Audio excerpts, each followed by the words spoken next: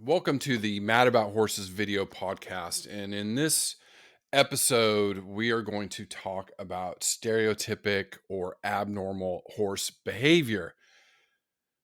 Now, if you've been around horses long enough, you're going to run into these abnormal behaviors. It is just part of being a horse owner or someone that cares for horses. It is one of the most frustrating aspects of horse care that owners have to deal with day in, day out. And it is something that we know more about today than we've ever known, and how to manage it. And then also, how to do some corrective action, possibly to limit some of these abnormal behaviors. But, preventative medicine is always the best cure for this. And with the research, we've been able to identify causes. And we're going to talk about all that today. I've started off, thinking about my own experiences with stereotypic behavior. And anybody that has a horse that's cribbing or is a cribber probably goes, oh, they probably just rolled your eyes because you've probably gone, yep, dealt with it, and had a riding mare that was just a cribber. And it just seemed like there was nothing we could do to get her to stop that behavior. She would crib through a cribbing collar that we put on. We're going to talk a little bit later in this podcast, what those are and how they work. She just would crib and crib and crib. And if you don't know what cribbing is it is a very frustrating behavior that horses do. What they do is it is an oral stereotypic behavior where they will rest their teeth like this on something very hard, and then they will arch their necks, and then they it's also called wind sucking. But wind sucking is when they can't put their teeth on something. They'll still learn to do this, and they'll go and it's like they're inhaling air. And what it does is it releases endorphins in the brain. So it feels good for the horse to do it. And that's why it becomes this addictive behavior. And it is very, very, very difficult to get them to stop.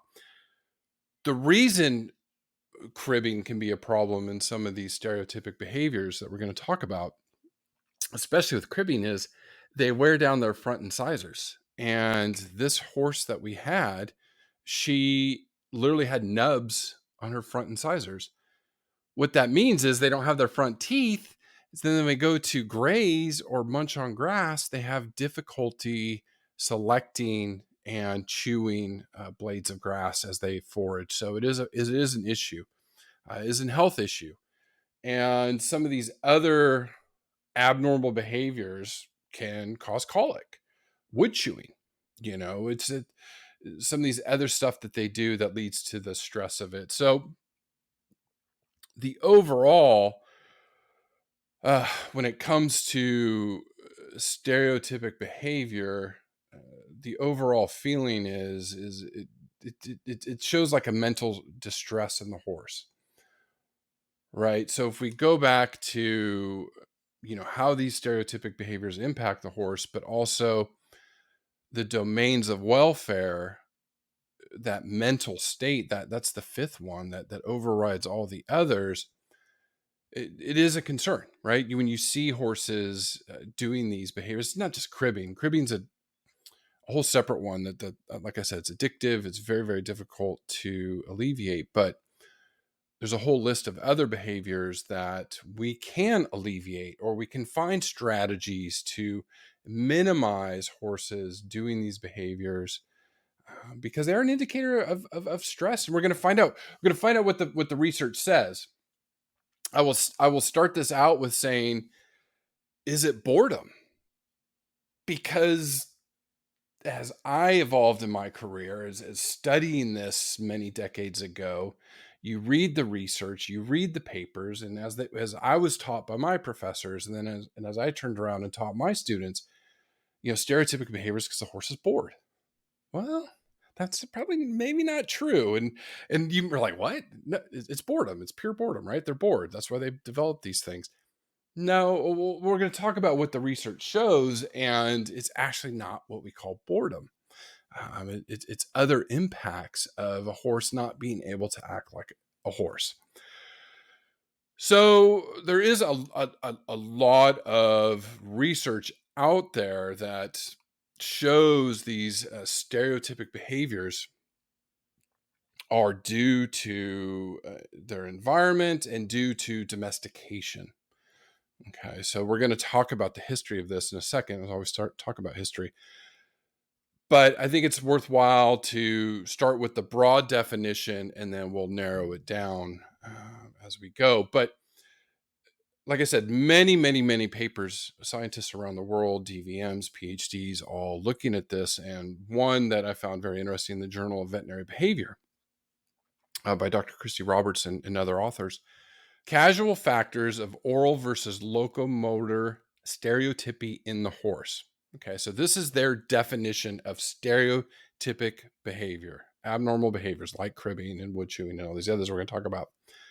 To quote, stereotypic behaviors are repetitive, invariant, idiosyncratic, and induced by motivational frustration, repeated attempts to cope, or central nervous system dysfunction. Okay, so that's a lot of scientific language, right? And scientists, when we write these papers, we use flowery language. So I'll break that down a little bit. Stereotypic behaviors are repetitive. That's easy. They repeat the behavior over and over and over and over and over. Cribbing, they're going to do it. Stall weaving, they're going to do it back and forth. Wood chewing, they're going to keep doing it.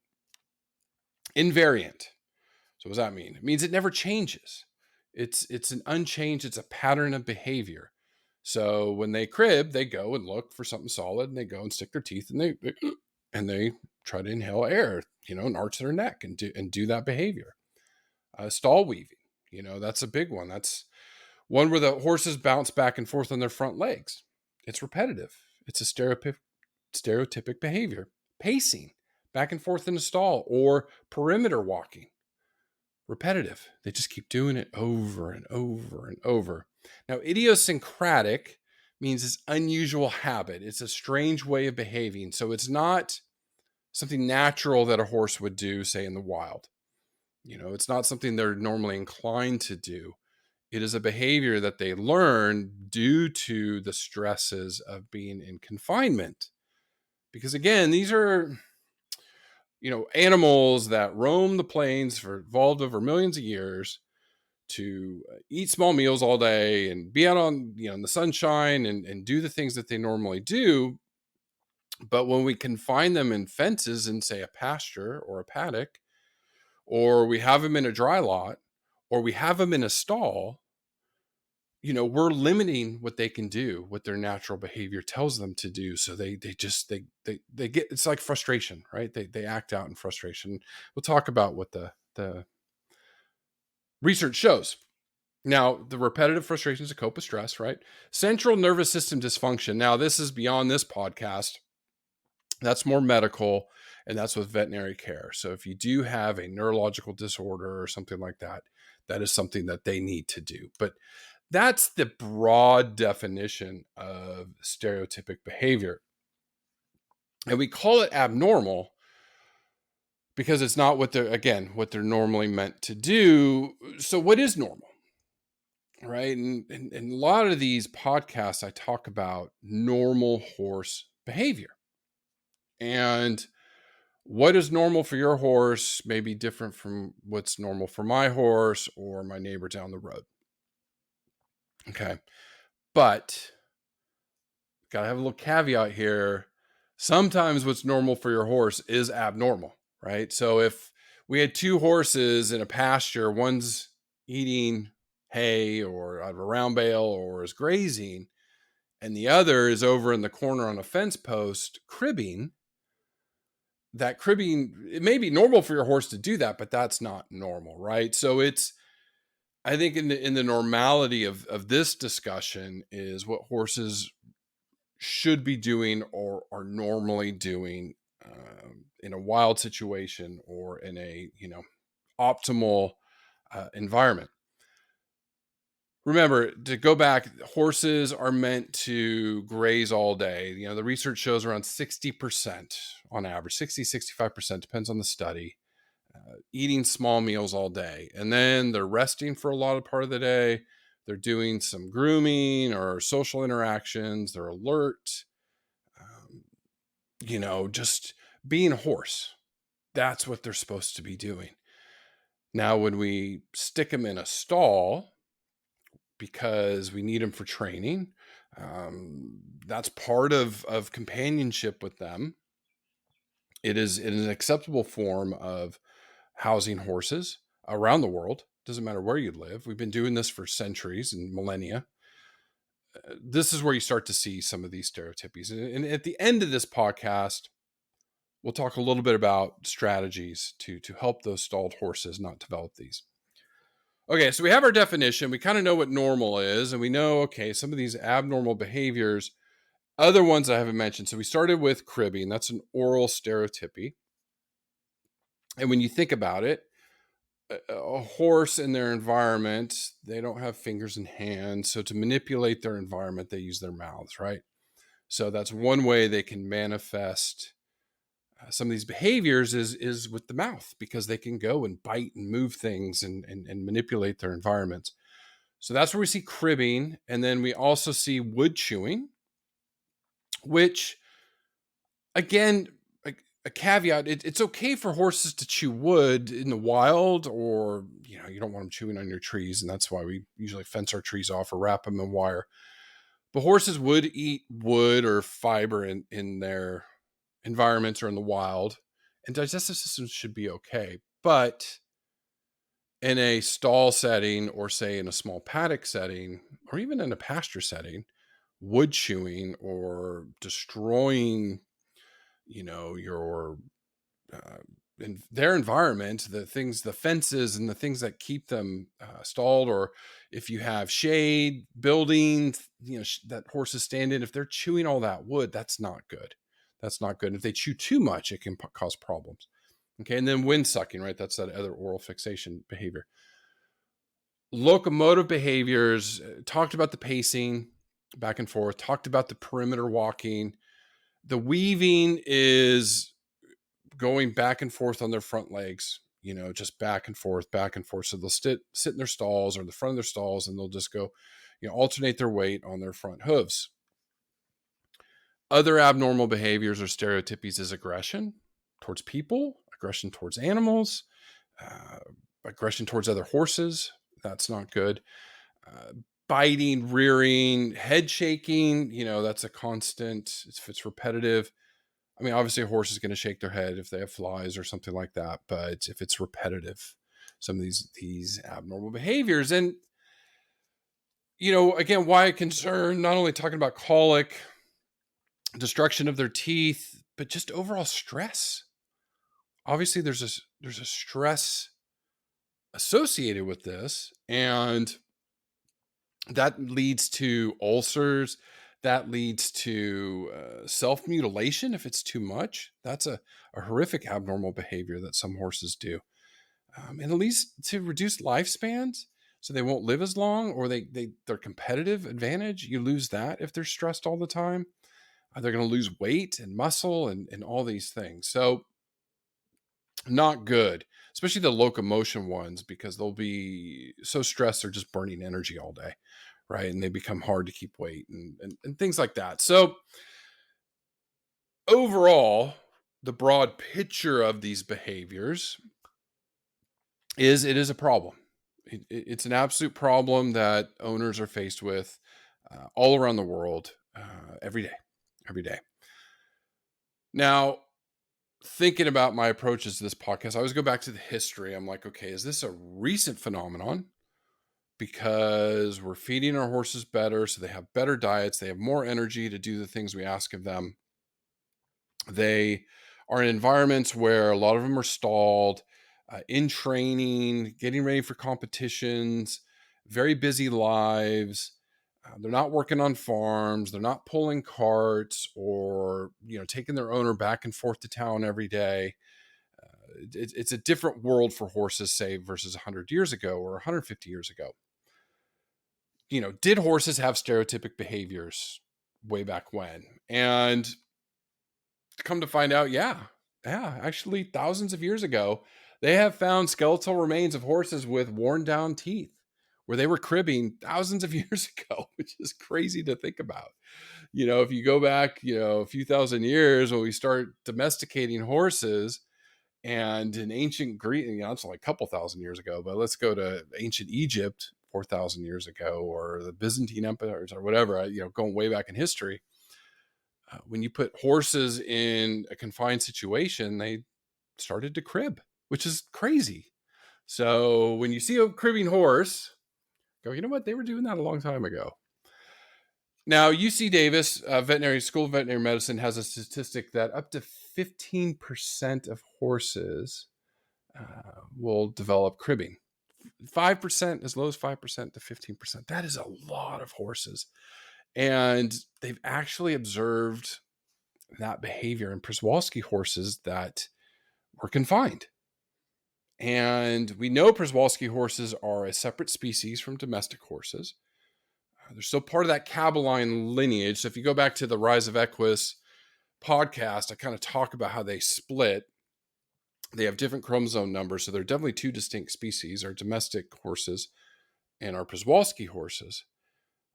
But even when you put Przewalski horses in under human care and confine them, they will start to develop stereotypic behavior.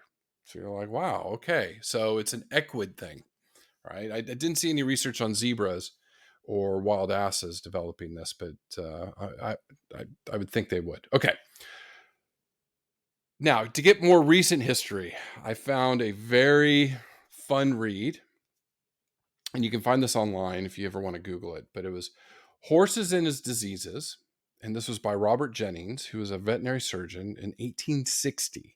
This was published out of Philadelphia in the United States, and talks about a lot of the diseases of the day and behaviors and vices, stable vices, right? Talks about cribbing.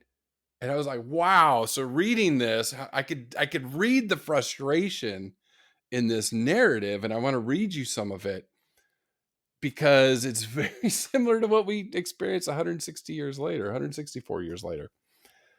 Just to quote him, crib biting. This is a very unpleasant habit and a considerable defect, although not so serious as is often representative. The horse lays hold of the manger with his teeth, violently extends his neck, and then after some convulsive action of the throat, a slight grunting is heard, accompanied by a sucking or drawing in of air. Okay, so then he goes on and talks about it, and that it's a repetitive behavior. And some of the other quotes in this was very interesting in that they recognize that cribbing is a behavior that horses learn from each other. So to quote him again, Robert Jennings said, quote, every companion of a crib biter in the same stable is likely to acquire the habit, and it is most inveterate of all habits. The edge of the manger will in vain be lined with iron or with sheepskin covered with tar or aloes or any other unpleasant substance. In spite of the annoyance which these may occasion, the horse will persist in his attack on the manger. So, despite doing all these things to prevent it, like we do today, my good friend, I was very fortunate to see her research. Paddock in Auburn, Alabama, way back in the days, like 20 years ago, I went out, and it's Dr. Cynthia McCall. She's done a lot of research in cribbing. And I remember her walking me around her facility, and she had a bunch of poles with a bunch of notorious cribbers out there. And she was studying them. And it just brought back a lot of memories of that, of just how frustrating this one is to deal with and how difficult it is. And again, in 1860, they were doing it. They talk about using a cribbing collar. I mean, this thing looks a little medieval compared to what we use today. But he says, quote, the only remedy is a muzzle with bars across the bottom, sufficiently wide to enable the animal to pick up his corn and to pull his hay, but not to grasp the edge of his manger. So it's trying to use what we use today in trying to stop or reduce this behavior so the horse doesn't teach other horses to do it, but also destroy their front teeth. So now, the history shows, yes, the stereotypic behaviors have been around for a while. Some of the others we don't know, but we assume, yes, they perimeter walk, they weave, they did all these things. The big question is why? Why do horses develop these abnormal behaviors? And I talk a lot about stress. The first thing I would always say is if you suspect any health problems with your horse, always speak to your veterinarian. Always, always, always, always, always talk to your veterinarian. Cannot stress that enough.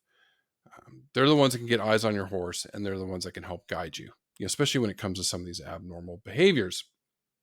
But another interesting article, again, so much research in this, in the Journal of Veterinary Behavior. This was another study, equine stereotypic behaviors, causation, occurrence, and prevention. Estimates they put in there up to 40% of horses will develop some sort of stereotypic behavior, and then others down 10%. And when I was like, why do you see such a wide variance in some studies? It's because it depends on the population of horses you're looking at. And we know horses that are eventers or dressage barns or just a standard stable with riding horses, for Western riding or backyard riding. They're all experiencing different types of lives day to day. Some more intense training, some no training. I go back to my own horses that were stalled. It was just, some Western riding, pleasure riding. That was it. I was not training to be a barrel racer or anything like that with these horses. It was just pleasure riding to break them, that we can go out and ride some trails. And so the training wasn't as intense, but they maybe not have gotten as much exercise. They maybe have not gotten as much turnout time, right? So you have different horses in different types of situations. But, when you think about it, and I was just thinking, like I was saying earlier, boredom. They're bored. They're stuck in this stall. It's almost like, again, we anthropomorphize, or we insert humanness to the horse. And these animals are very intelligent. Don't get me wrong. They have feelings. I'm a massive advocate for that, and for animals and for horses particularly. They are very intelligent creatures. And we have to be careful, though. They're not human, where they've got really complex, they have emotion. I'm just saying, very complex thought processes like we do.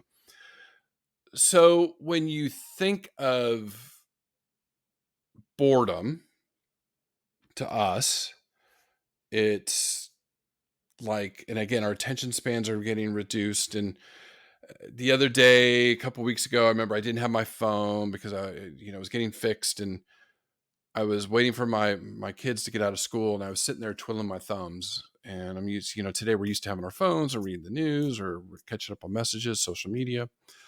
And I didn't have it. And for 45 minutes, I sat there in the parking lot because I had to wait until the phone was fixed, and da-da-da-da. I was bored. I was bored out of my mind. So you imagine that with a horse sitting there all day in the stalls, like, I'm bored. But when they do the research, and when they look at, this horse is under cameras, right? So there's no people like around them. What do horses do when there's no one around? And they tend to just eat or sleep, then rest. They don't do these stereotypic behaviors. They don't act out. They don't express these behaviors. It's, in fact, when they express these behaviors, is a time of high activity in the barn. So if you go today or tomorrow, or the next time you go to a horse facility or a barn, what does it sound like around feeding time? When you show up to feed your horses, what do you hear? It's boisterous. The horses are anticipating eating. The horses are communicating. They're neighing or nickering. There's a lot of activity, right? That's when you start to see some of these stereotypic behaviors. Then when they go and it's training time, not feeding time, or when you go by into the stalls, the horses are, oh, time for meat. Oh no, okay. And they walked by. So what the research is showing is it's high environmental stimulation is when they start to see horses act out. And really what it's boiling down to is these horses, they call it low behavioral competition. Uh, they're not able to act like a horse, fight or flight. I always talk about studying horses out in large pastures, or when you do see their time budgets in the day, and they're used to monitoring and being alert all the time, and having escape routes if there is a predator, and they're able to go and be close to their friend and groom when they want to, and do some of these things, letting a horse be a horse. So when we stall them or put them in, uh, you know, when we confine them, right? When we limit what they can do, it's not boredom. It's that they can't do some of these other behaviors that they want to do, or their instincts and natural tendencies are for what they want to do. So it's that frustration, right? I think that's where they're getting at in the research now, that it's not that the horse is bored sitting there like, I wish I could go for a ride right now, but I'm kind of bored in my brain's thinking. It's, wow, normally I could run over here if I feel threatened, or ooh, there's Bobby across the way and I really want to go nuzzle up to him or her, and oh, I want to do that. And so that's where they get the frustration. So that's one component of it. The other is diet. We are feeding horses a lot better. And a lot of these stalled horses or competitive horses are on really, higher energy diets. We're feeding more concentrated feed. We're feeding them more fats and things that give them more gas to go and be better competitors and be more explosive in their events if that event calls for it. And what that does is it gets them being antsy. And it's like, I look at my now 9-year-old, when in the morning he goes and forages. And if he finds the candy, I can tell first thing when I wake up, because he always wakes up before me. And if he's bouncing off the walls, I'm like, oh, you got into the sugar. I can tell. And I look and I see there's wrappers, and I'm like, And I ask him, and he's like, oh, yeah, sheepish. And I'm like, okay, well, let me get you a proper breakfast.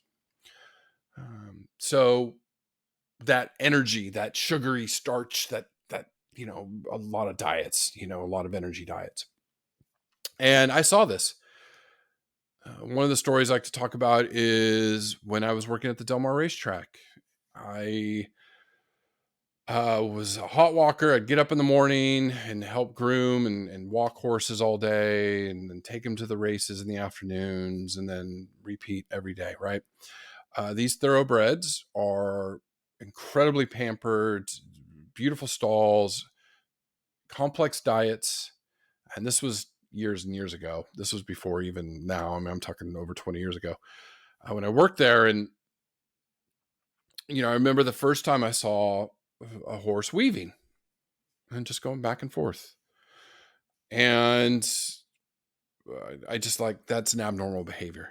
And even then I knew, and I didn't really know what stereotypies were, and I didn't know the causes and things like that. But thinking about that horse, it was a young horse. I can't remember exactly, probably a 3-year-old, maybe not quite 4. Could have been a 2-year-old too. We were racing 2-year-olds back then a lot. And very high energy diets, in stalls most of the day. They get hot walked, and then they would go and breeze and work out on the track in training. The horses weren't there at the track all the time. They would get shipped off to the big farm for more training if they didn't have any races coming up, things like that. But again, that high energy diet, I used to think, wow, that was not a normal behavior. And again, with our stalled horses, this is why one of the big things, and I'll put the caveat in now, is we want them turned out so much, optimally 12 hours a day if we could. You can't do that at a racetrack. There is no big pastures, in Del Mar or Santa Anita or, some of the other large racetracks. There just isn't for the hundreds and hundreds of horses there.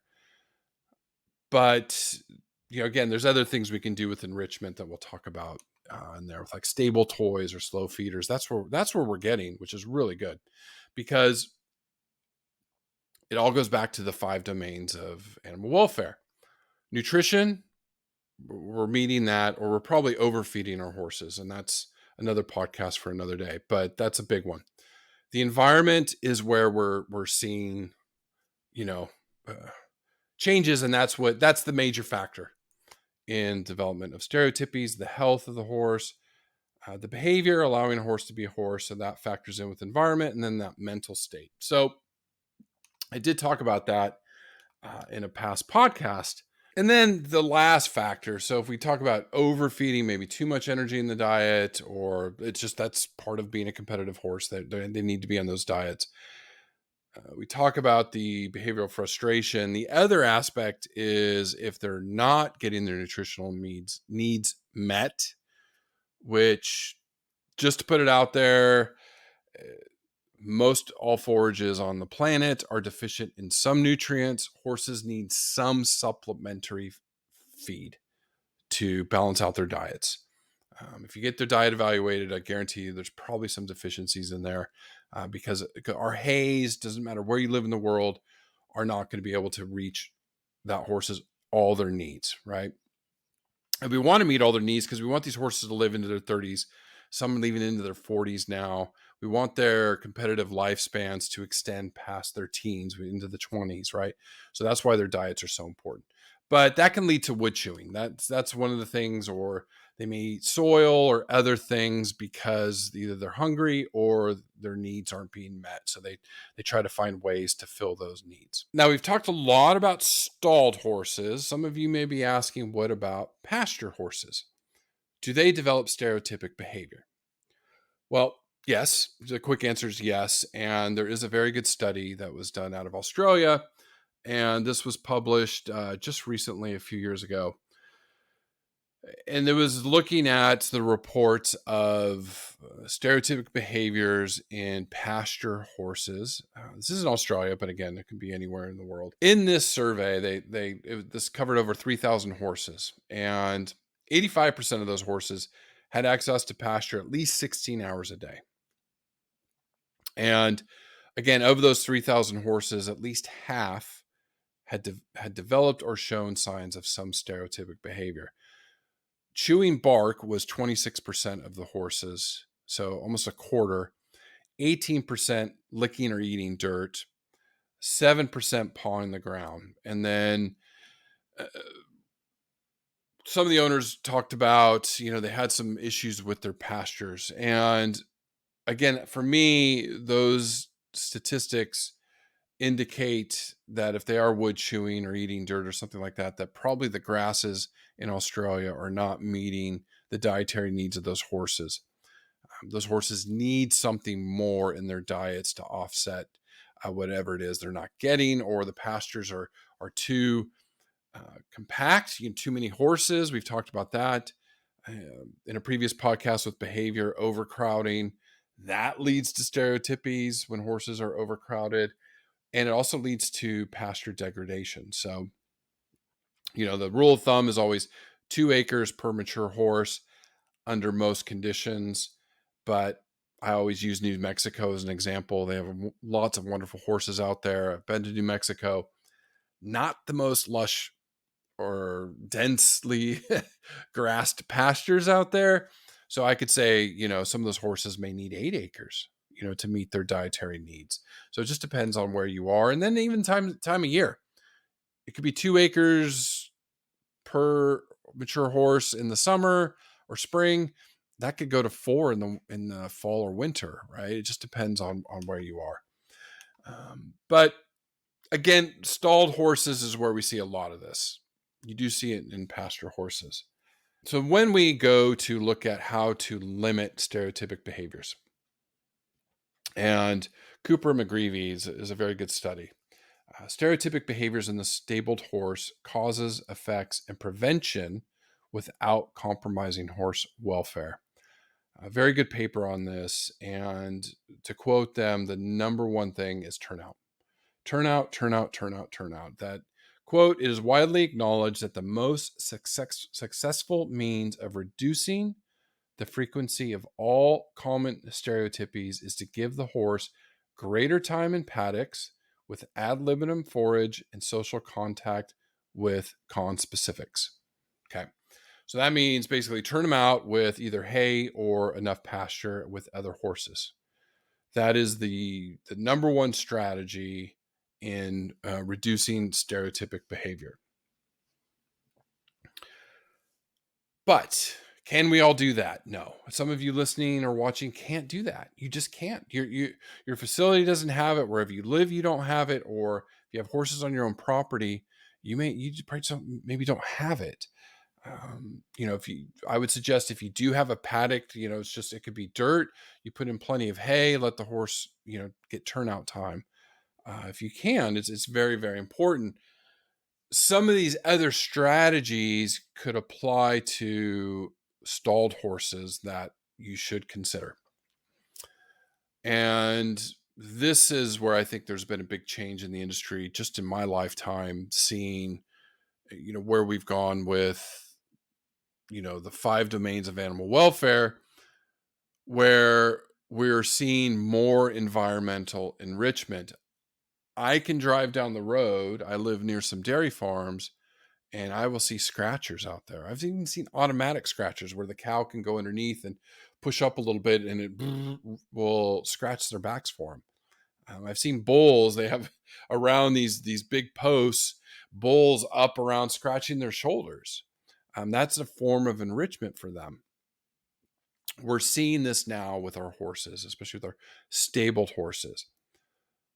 One thing everybody can do is mix in different types of hay. Just again, another caveat, always change the horse's diet slowly. I always say over 3 weeks. Tons on social media. You can look for that. You can always go to madbarn.com, learn tab, transitioning diets. You always want to transition slowly, but they're finding in some studies, so this one was foraging enrichment for stabled horses, effects on behavior and selection. Goodwin and others wrote this out of the UK. They were mixing hays. So you could do an alfalfa Timothy mix or something, or a grass hay, or 2 different types of grass hay, and mix it, because you just want to throw one next to the other because the horse may just prefer one and will eat that and ignore the other. So if you mix it, it causes horses to select. So they'll go through, smell, and taste different flavors and textures. So that is a form of enrichment. You're giving them diet variability. That's good. That helps their brains. And this actually led to, they talk about reducing the time a horse will crib when you do things like this. There was a thing called Equiball. You may see it. Some of these hard feeders, you can put hay or treats in there where the horse is trying to get everything out. We see these at zoos, and enrichment's a big part of their care now for wild animals, where they'll put food in boxes and different things. But the elephants will go out and their hay stuffed in different places, or giraffe, or the primates have food in different little things they have to work out and puzzles. So all of these things we've learned will help your stabled horse. So one thing to do is mixing. That's easy. You're mixing hay. Everybody can do that. The other big shift I've noticed in my career is the push for forage-based diets. I mean, we've always fed forage, but now it's more start with forage, get a really good forage for your horse. That's the diet. And then if every horse is going to need some sort of supplement, whether it's just a vitamin mineral mix up to a complete feed. It just varies on your situation. But where the push has really come, I'd say in the last couple of decades, is extending foraging time, where we feed meal feed twice a day.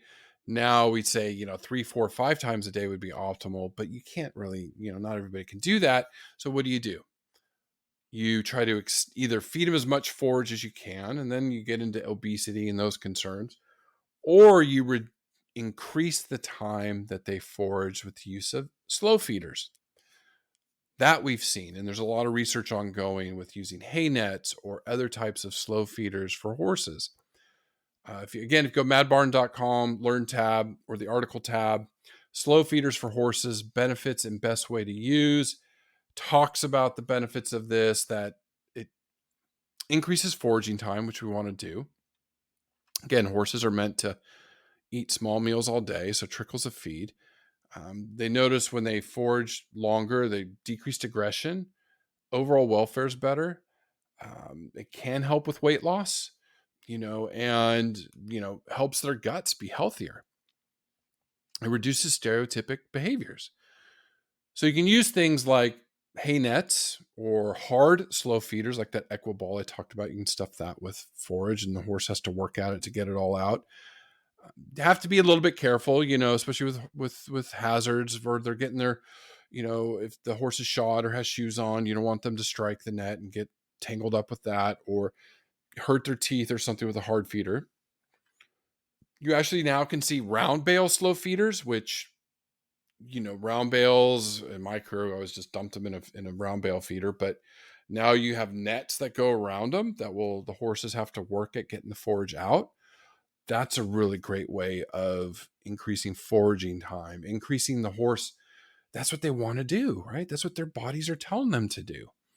And you'll reduce that behavioral frustration, where they get frustrated. They eat their meals really quick and then they sit around all day. And then they go, okay, well, I'm bored. Oh, he's cribbing. What's that? Oh, let me try that. And then they pick up the behavior, right? You don't want that. So, very, very good article. And then diet, always, see what your horse is doing.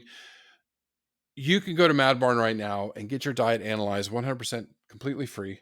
At the top right of our website is there, Analyze Diet.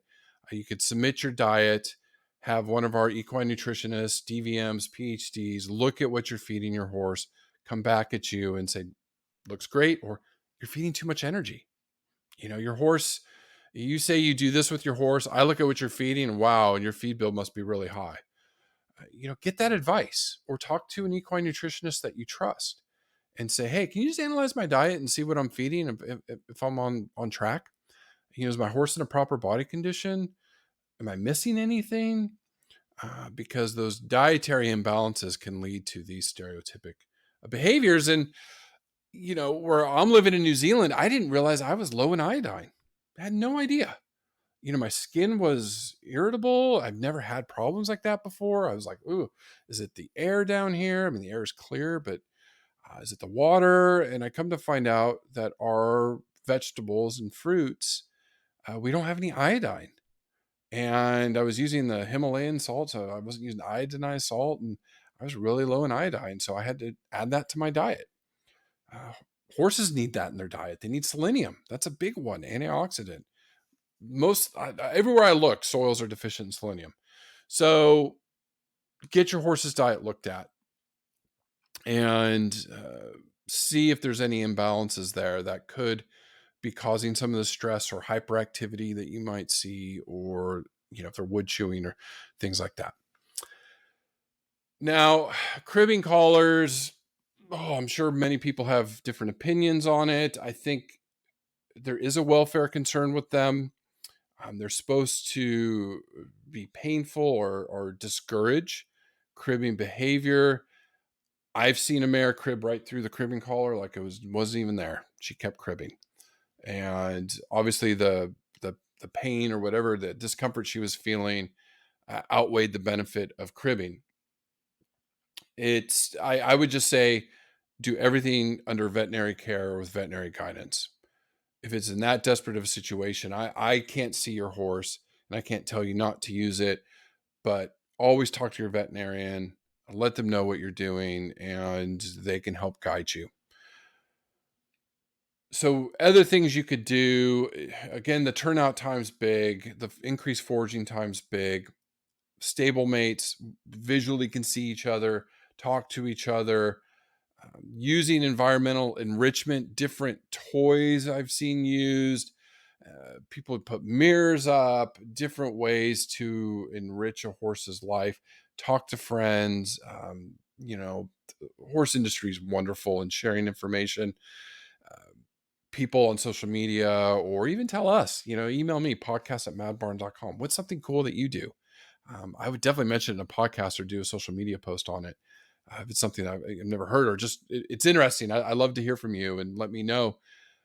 But look at the diets too, because all of that rolls into it. So that's why it's like I started off and I'm like, oh, this is so frustrating. It can be so complex. It is something that we all have to deal with. And again, don't beat yourself up, especially if you're listening to this point. I always say, well done. It's you're getting the information. I know horse owners. I'm starting to say this more and more. You're my tribe. You're my people. I've been with you my whole life. I know the trials and tribulations of being a horse owner. It's we do the best we can, and you love these animals so much, and you want the best for them, and so we all have to deal with it. We all have to deal with abnormal behaviors. It's just how do we help our horses, live the best lives they can, and in turn give us that love. So just on behalf of your horses, thank you. Thank you for listening and learning and taking this knowledge and applying it to your day-to-day management. Um, and then as I finish this, again, just another plug, madbarn.com, learn tab. There's other articles where you can find out more information, wind sucking, weaving, wood chewing. Why is my horse cribbing and how to stop it, causes, risks, and prevention, stall walking, circling. All of these articles are written by horse enthusiasts and DVMs and PhDs. We all look at these, and that information is for free. Absolutely 100% free. Just go on there, give a click on the website, read some of this stuff, because again, knowledge is going to help you and your horses. And then if you can just subscribe to our YouTube channel, like this video, I'd so appreciate it. Check us out on social media, the TikTok and Instagram and Facebook, uh, all there. This information is going to keep coming at you. And thanks for listening, and take care, and get ready for another video podcast coming your way very soon.